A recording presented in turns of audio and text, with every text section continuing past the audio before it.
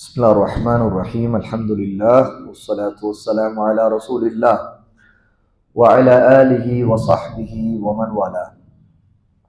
அபூதர் ரலியல்லாஹு அன்ஹு அறிவிக்கிறார்கள், யா ரசூலல்லாஹ் அவுசினி, அல்லாஹ்வின் தூதரே எனக்கு உபதேசம் செய்யுங்கள் என்று அபூதர் கேட்டார்கள்.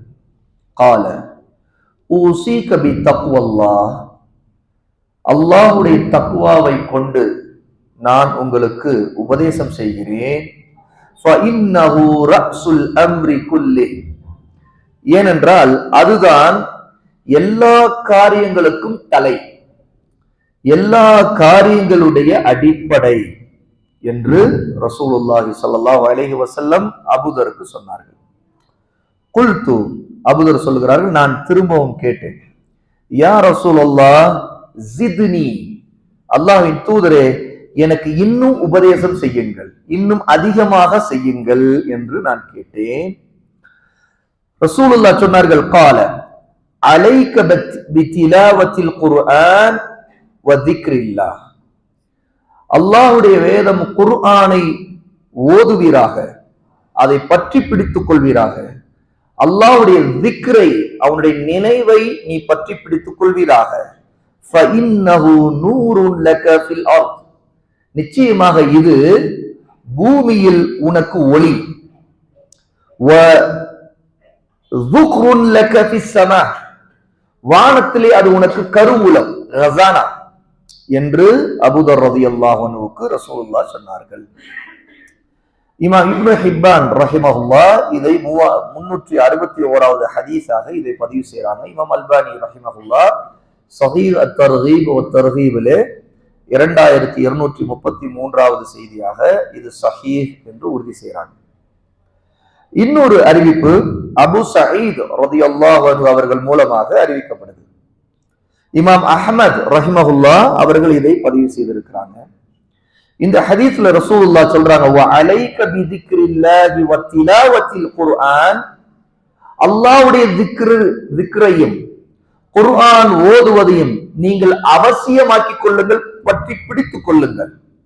ஃபஇன்னஹு ரூஹுக ஃபிஸ் ஸமா, நிச்சயமாக அது வானத்தில் உங்களின் ரூஹாக, உங்களுடைய உயிராக, ஆன்மாவாக இருக்கும். வ திக்ருக ஃபில் அர்த், பூமியிலேயே அது உங்களுக்கு திக்ராக இருக்கும் என்று சொன்னார்கள். இந்த செய்தி இமாம் அஹ்மத் ரஹிமஹுல்லாஹ் தங்களுடைய முஸ்னதிலே 11791வது ஹதீஸாக இதை பதிவு செய்றாங்க. இமாம் அல்பானி ரஹிமஹுல்லாஹ் ஸஹீஹுல் ஜாமியுல 2543வது செய்தியாக இதை பதிவு செய்றாங்க. இந்த ஹதீஸ்ல இருந்து நமக்கு கிடைக்கிற படிப்பினைகள், முதலாவது, அபூதர் ரலியல்லாஹு அன்ஹு ரசூலுல்லாஹ்விடம் அறிவுரை கேட்கிறான், உபதேசம் கேட்கிறான். நபித்தோழர்கள் இப்படித்தான் ரசூலுல்லாஹ்விடம் போய் எனக்கு உபதேசம் செய்யுங்கள் என்று பணிந்து தங்களை மாற்றிக்கொள்ள, திருத்திக் கொள்ள, தங்களுடைய தவறை சரி செய்து கொள்ள உபதேசத்தை எப்போதும் எதிர்பார்க்கக்கூடியவர்களாக இருந்தார்கள். ஆகவேதான் அவர்கள் நபித்தோழர்களாக, சிறந்த மக்களாக இன்று நாம் அறிகிறோம். இன்று மனிதர்கள் யாரும் உபதேசம் செய்யப்பட்டாலே அதை வெறுக்கிறவர்களாக, அது அவருடைய ஈகோவை குத்துவதாக, அவருடைய தன்மானத்திற்கு கேவலமாக நினைக்கிறார்கள். ஆனால் கல்வி உள்ள, மார்க்க பேணுதல் உள்ள ஒருவரிடம் நாம் நமக்கான உபதேசத்தை கேட்க வேண்டும். இது ஒரு மிகச்சிறந்த பண்பு. நம்முடைய தவறுகளை அவர்கள் சுட்டிக்காட்ட அவர்களிடம் சொல்ல வேண்டும்.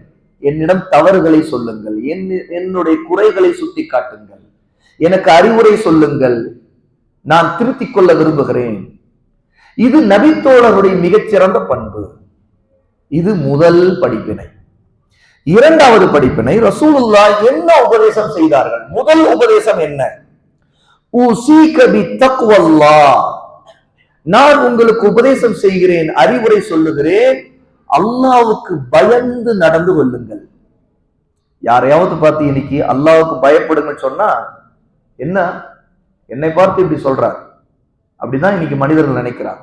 அல்லாஹ்வுக்கு பயப்படுங்க என்று சொன்னா அது அவர்களை அவமதிக்கிறதா நினைக்கிறாங்க. அல்ல. அது அவமதிப்பதல்ல, அது உதவி, அது ஒரு சிறந்த நன்றி, அது ஒருத்தருக்கு முதல் உதவி. இந்த உலகத்துல ஒருத்தனுக்கு திடீர்னு ஆக்சிடென்ட் ஆயிடுச்சுன்னா உடனே அவனுக்கு என்ன செய்யணும்? உடனே அவனுக்கு எப்படி அவனை காப்பாற்றணும்? அவனுக்கு என்ன முதல் உதவி செய்யணும்? அப்படிங்கிற மாதிரி ஒரு ஆக்சிடென்ட்ல இருக்கிறவனுக்கு என்ன தேவையோ அடிப்படை தேவை, அது போல எப்போதும் நமக்கான அடிப்படை தேவை எப்போதும் தக்வாதான். இதனால்தான் ரசூல் ஸல்லல்லாஹு அலைஹி வஸல்லம் இந்த உபதேசத்தை முதலாவதா சொல்றாங்க. உபதேசம் செய்யுங்கன்னு கேட்ட உடனே எத்தனையோ வேறு வேறு விஷயங்கள் சொல்லலாம். தொழுகையில தவறாமல் இருங்கன்னு சொல்லலாம், பொய் பேசாமல் இருங்கன்னு சொல்லலாம், எத்தனையோ உபதேசங்கள் இருக்குது உலகத்துல. ஏன்னா எல்லாத்துக்கும் அடிப்படை என்னங்கிறது தான் இங்க. ஆகவே ரசூல் ஸல்லல்லாஹு அலைஹி வஸல்லம் இதை சொல்லிட்டு ஃபஇன்னஹு ரஅஸுல் அம்ரி குல்லி என்று சொல்றாங்க. ஏனென்றால் ஏன் இந்த உபதேசத்தை தக்வாவை பற்றி பிடித்துக்கொள், அது உனக்கு நான் செய்கிற உபதேசம் அபூதருக்கு சொல்லும் போது காரணத்தை சொல்லுகிறாங்க. ஃபஇன்னஹு நிச்சயமாக இது ரஅஸ், ரஅஸ் ரஅசுன்னா தலை, நம்முடைய தலையைத்தான் அரபில் ரஅஸ் அப்படின்னு சொல்லுவாங்க. ரஅசுல் அம்ரு காரியங்களுக்கெல்லாம் தலை இதுதான். குல்லி எல்லா காரியங்களுக்கும், எந்த விஷயமா இருந்தாலும் எந்த விவகாரம் வந்தாலும் இதுதான் தலை.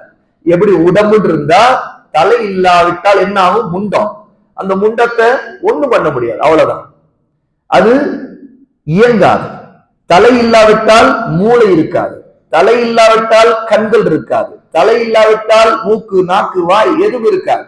அப்போ மொத்த உடம்புக்கும் இந்த உடம்புடைய செயல்பாடுகள் எல்லாத்துக்கும் தலை ஒரு முக்கியமான பிரதானமான அம்சமா இருக்கிறது போல எல்லா காரியங்களுக்கும் நம்முடைய வாழ்க்கையில் கண் விழிச்சது கண்மூடு வரைக்கும் ஒவ்வொரு நாளும் ஒவ்வொரு நிமிடமும் நம்முடைய உயிர் நம்முடைய உடம்புல இருந்து நம்முடைய உடலுடைய உறுப்புகள் இயங்குகிற ஒவ்வொரு விஷயத்துக்கும், நம்முடைய பேச்சுக்கும், நம்முடைய பார்வைக்கும், நம்முடைய செயல்பாடுகள், நம்முடைய வியாபாரம், நம்முடைய குடும்பம், நம்முடைய பிள்ளைகள், நம்முடைய நண்பர்கள், நம்முடைய சாப்பாடு, அத்தனை விஷயத்திலும் தக்வா அடிப்படை. தக்வா தான் தலை. தக்வா இருந்துச்சுன்னா ஹலால் ஹராமை பற்றி சட்டத்தை கடைபிடிப்போம். தக்வா இருந்தா சாப்பிடுறது இது ஹலாலா ஹராமான்னு நினைப்போம். தக்வா இருந்துச்சுன்னா இதை பார்க்கலாமா, இது பார்க்கறது ஹராமா ஹலாலா நினைப்போம்.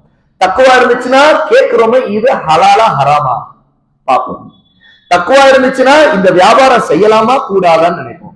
தக்வா இருந்துச்சுன்னா ஹலாலான வியாபாரத்துல கூட வாங்குறவற்றை பொய் சொல்லாம இருப்போம். அப்போ ஒவ்வொரு விஷயத்திலும் இந்த தக்வா தான் தலை.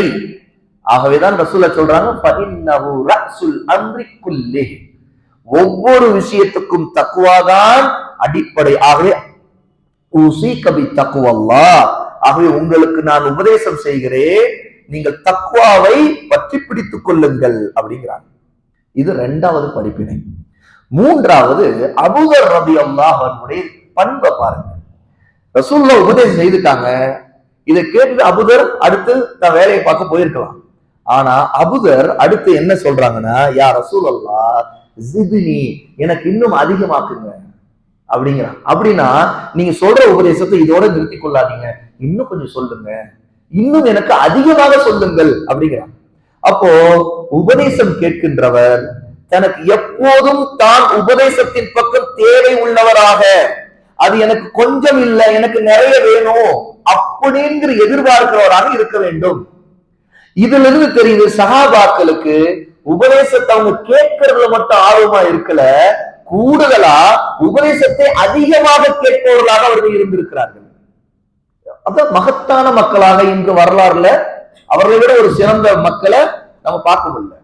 ஆகவேதான் ரசூலுல்லாஹ் சொன்னார், கைருன் நாசி கர்னி, மனிதர்களிலேயே சிறந்தவர்கள் என் தலைமுறைகிறார். அந்த தலைமுறை யார்? ரசூலை ஈமான் கொண்ட தலைமுறை. அப்ப மனிதர்களே ஏன் சிறந்தவர்களாக ஆனாங்க அப்படின்னா இதுதான் காரணம். இது மூன்றாவது படிப்பினை. நான்காவது படிப்பினை என்ன தெரியுமா? உபதேசத்தை ஒருத்தர் கேட்க போறோம்னா பணிவு இருக்கணும். இங்க பாருங்க, ரசூல் ஸல்லல்லாஹு அலைஹி வஸல்லம் அந்த பணிவோடு கேட்கிறாங்க. என்ன பணிவு எப்படி வெளிப்படுது? யா ரசூல் அல்லாஹ், யாரிடம் நாம் நமக்கான அறிவுரை கேட்கிறோம் முதல்ல அவங்களை மதிக்கணும். அவங்க தனக்கு நல்ல நன்மை நாடக்கூடிய உபதேசத்தை அவங்க செய்வாங்க முதல் நம்பணும்.